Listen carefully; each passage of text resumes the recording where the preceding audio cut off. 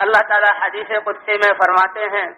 اے ابن آدم لا تخف من ذی سلطان، کائنات کا بادشاہ میں ہوں اور سارے حالات میرے قبضے قدرت میں ہے، جو کچھ ہو رہا ہے میرے امر سے ہو رہا ہے، لہذا کسی دبدبے اور سلطنت والے سے تو خوف نہ کرنا جب تک کہ میری بادشاہت قائم ہے، اور میری بادشاہت کبھی ختم ہونے والی نہیں۔ اللہ کی ذات پر ایمان کا کیا مطلب کہ ڈر ہو تو اللہ کا ہو کہ اللہ کہیں مجھ سے ناراض نہ ہو جائیں،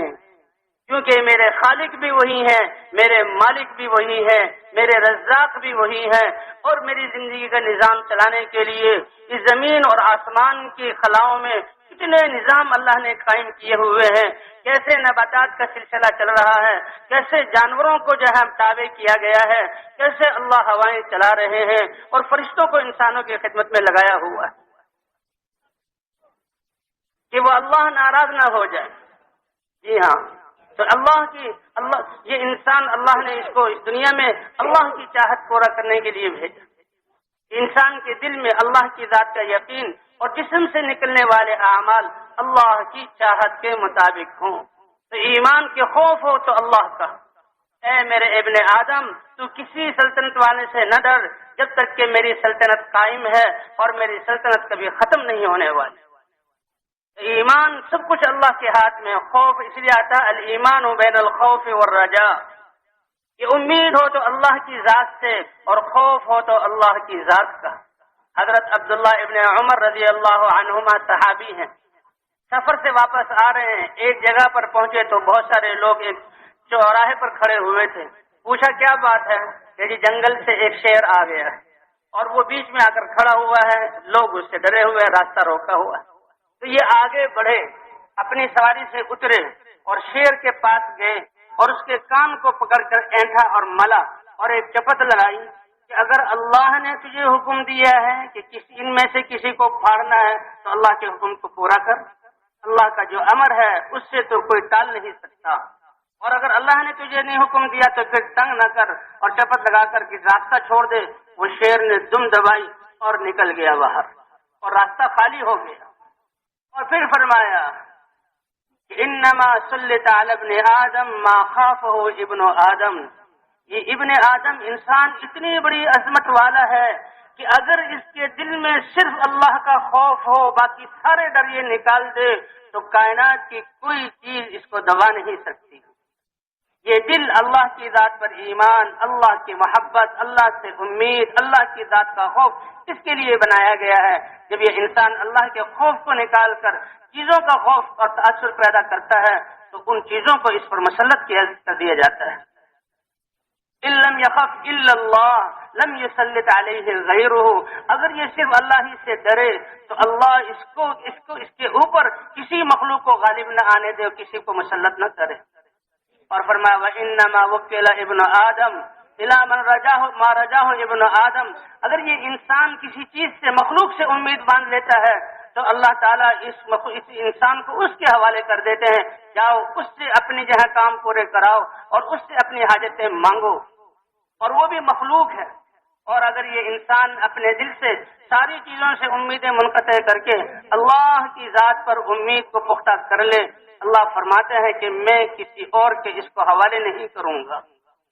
جو اللہ سے امید باندھے گا اللہ اپنی قدرت سے اس کے کام جو ہے پورے کریں گے۔ وَمَن يَتَوَكَّلْ عَلَى اللَّهِ فَهُوَ حَسْبُهُ،